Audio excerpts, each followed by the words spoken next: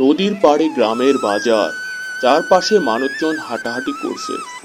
দরিদ্র মাছ বিক্রেতা অশোক তার মাছের পসরা সাজিয়ে বসে আছে। অপর পাশে অসৎ মাছ বিক্রেতা কমলও মাছ নিয়ে বসেছে। এই যে দাদা, আসেন আসেন, তাজা তাজা মাছ নিয়ে যান, বাজারের সবচেয়ে সেরা মাছ। অশোক দাদা, কি দরে মাছ দিচ্ছ আজ? তোমার মাছ ভালো হবে তো? আগে 1 কিলো 60 টাকা। কি যে বলেন দাদা, বাজারের সবচেয়ে ভালো মাছগুলো নিয়ে আসি, নিয়ে যান দাদা 1 কিলো। না না অশোক দাদা, তুমি বেশি দর চাচ্ছ। ওদিকে কমলও তো অনেক কম দরে মাছ দিচ্ছে। দেখি কমলের থেকেই তবে মাছ নেই। এই যে দাদা, আমার থেকে কম দরে মাছ নিয়ে যান। কম দরে ভালো মাছ হবে দাদা। আসেন আসেন, সস্তায় ভালো মাছ শুধু কমলই দেয়। আমার মাছ কেউ কেনে না। পাশের দোকানদার কমলের পচা মাছ কিনতে সবাই ভিড় করে। আমি এত ভালো মাছ নিয়ে আসি, তাও কেউ নিতে চায় না।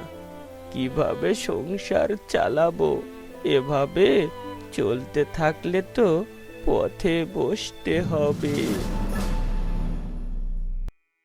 অশোকের ছোট ঘর, স্ত্রী মহুয়া চুলা জ্বালাচ্ছে, মেয়ে খেলছে। অশোক বাড়িতে প্রবেশ করে। গিন্নি, আরে ও গিন্নি, কি যে কপাল! আজও পুরো মাছ বিক্রি করতে পারিনি। কেউ আমার থেকে মাছ কিনতে চায় না। সবাই কম দামে কমলের থেকে পচা মাছ কিনে। দিনের পর দিন সেই একই অবস্থা। সংসার কি আর এভাবে চলে? মাছ কেউ কেনে না। কি যে করো তুমি? কমল দাদার মতো করলেও তো পারো। ঘরে একটুও চাল নাই, কাল থেকে আর উনুন জ্বলবে না। কি যে বলো গিন্নি, আমার দ্বারা অসৎ কাজ হবে না। আমি পারবো না মানুষকে ঠকাতে। এটা কখনোই সম্ভব নয়। তা আমি জানি না বাপু। কাল থেকে ঘরে আর উনুন জ্বলবে না। এবার সবাইকে না খেয়ে মরতে হবে। তোমার কথাই ঠিক। কি করব বুঝতে পারছি না। দিন দিন আমার দোকানের অবস্থা আরো খারাপ হচ্ছে। এভাবে আর হবে না।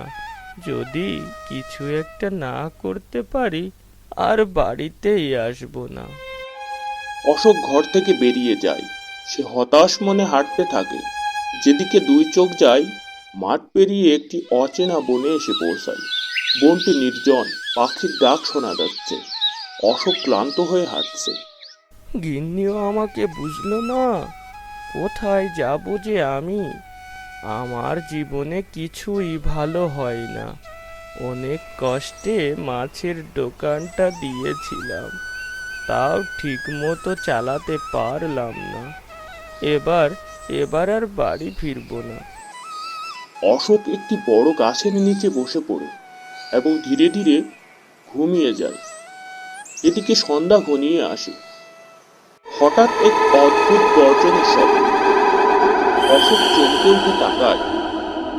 সামনেই তার বিশাল একটি গাছ, যার পাতা সোনালী আভায় ঝলমল করছে। কেমন জানি অদ্ভুত আকৃতির গাছটি, যা আগে কখনো দেখিনি অশোক।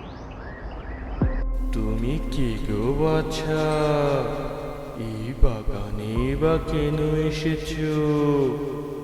এখানে তো সন্ধ্যার পর কেউ আসে না।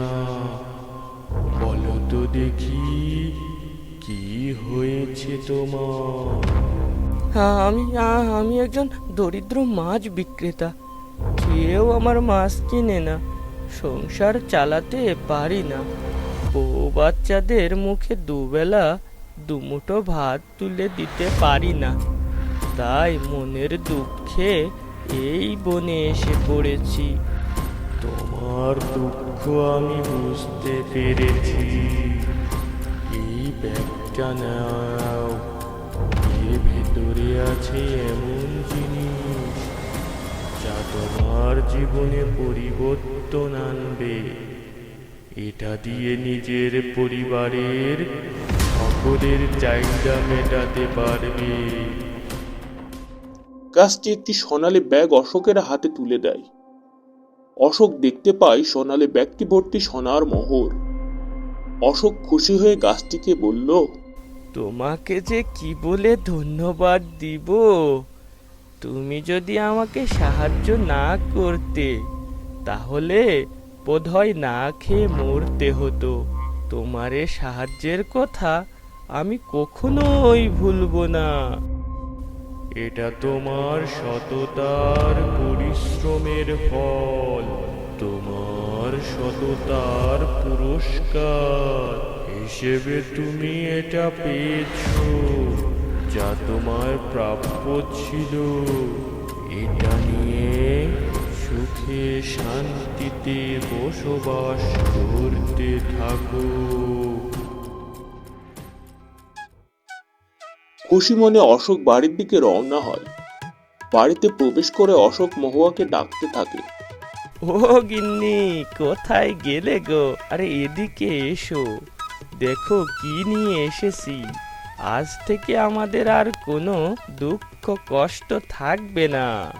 তুমি কোথায় ছিলে সারাদিন? এ কি গো, তুমি এত মোহর কোথা থেকে পেলে? কে তোমাকে এতগুলো মোহর দিল? বলো না গো। সে অনেক কথা গিন্নি, সব বলছি। আগে দুটো ভাত দাও, খুব ক্ষুধা পেয়েছে। খেতে খেতে বলছি সব ঘটনা। ঠিক আছে, তাই হবে খন। তুমি বসো, আমি তোমার ভাত বেড়ে দেই।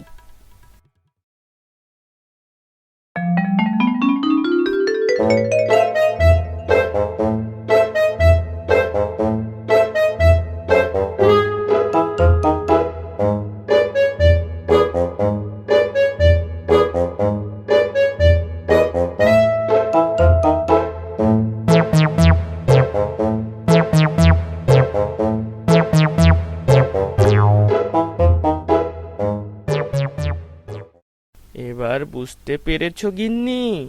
সৎভাবে চললে কোনো না কোনোভাবে সাহায্য পাওয়া যায়। সততা আর পরিশ্রমের মাধ্যমে সব কিছু পাওয়া সম্ভব। তুমি ঠিকই বলেছ। আমি না জেনে ভুল করেছি। আমাকে তুমি ক্ষমা করে দাও। এরপর থেকে আর এমন কথা বলবো না। এভাবে তারা মেয়েকে নিয়ে সুখে শান্তিতে বসবাস করতে লাগলো।